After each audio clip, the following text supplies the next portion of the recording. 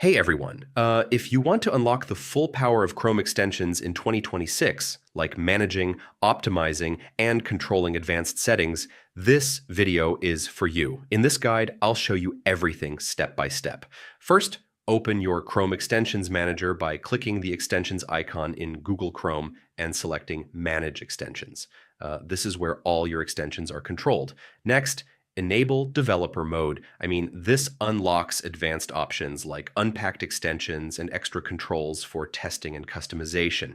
Now, check extension permissions.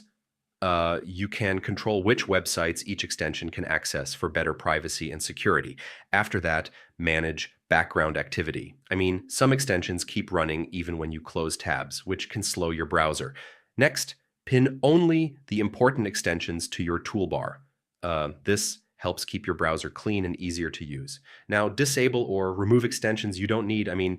Too many extensions can slow down Chrome performance. Finally, always keep your extensions updated.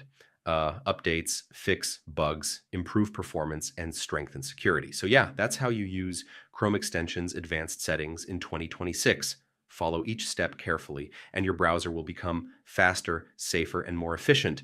And if this helped, don't forget to check out more browser tutorials for fast and easy guides.